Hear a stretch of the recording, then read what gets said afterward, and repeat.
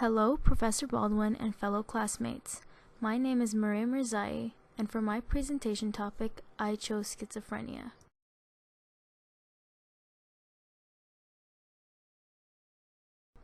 So what is schizophrenia?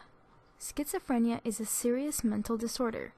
Depending on the range of one's symptoms, it can be difficult for them to think clearly, which can pose a problem in their daily lives.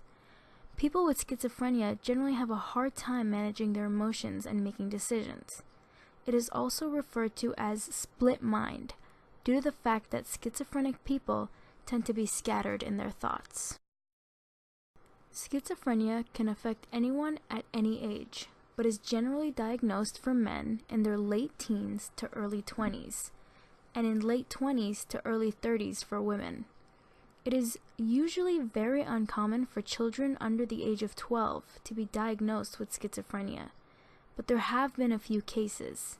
It is also believed that if you have not shown signs after the age of 40, you will generally not develop schizophrenia at that point.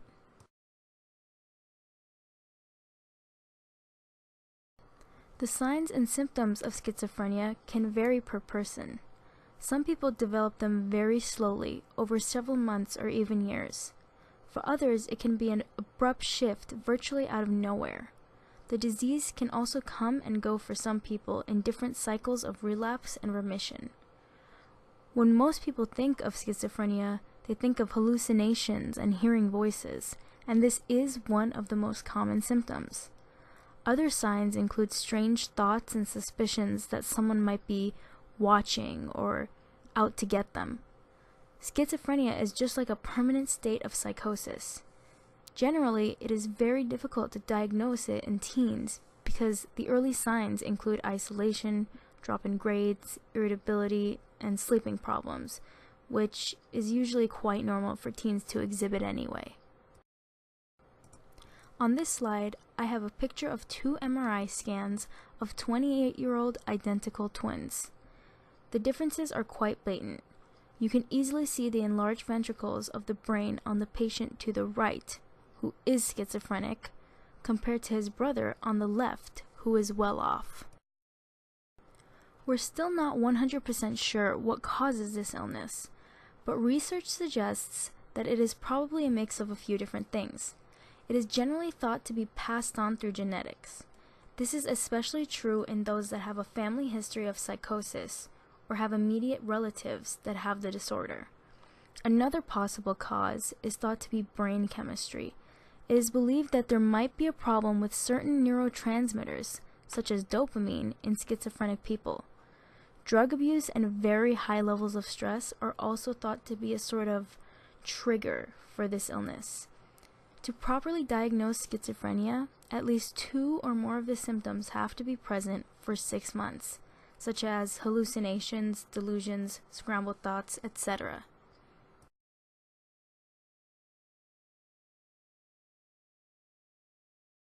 So, the main question is, can schizophrenia be cured?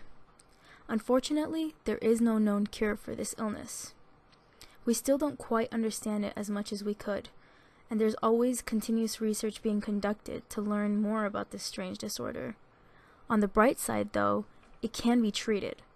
Treatment usually strays towards psychotherapy in more mild cases. This can mean anything from cognitive behavioral therapy to supportive therapy. There are also many ways to self-manage, mainly for those who don't exhibit anosognosia and are not in denial about their disorder.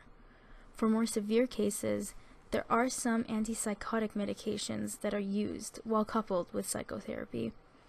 The effect and helpfulness of the medications vary between patients. While it might help for one case, it doesn't always help in all of them. While researching my topic, I came across some interesting and fun videos and facts that I thought I would share. I learned that the famous Albert Einstein had a son named Edward Einstein, who was schizophrenic. He developed it in his early 20s. I also went ahead and linked 2 videos that I really enjoyed watching. The first one is a video of a schizophrenic simulator, and it really gives a nice insight on what it's like for those who have schizophrenia. The second video is of a 6-year-old girl who was born schizophrenic. This shows one of those rare cases where a child under the age of 12 can be schizophrenic.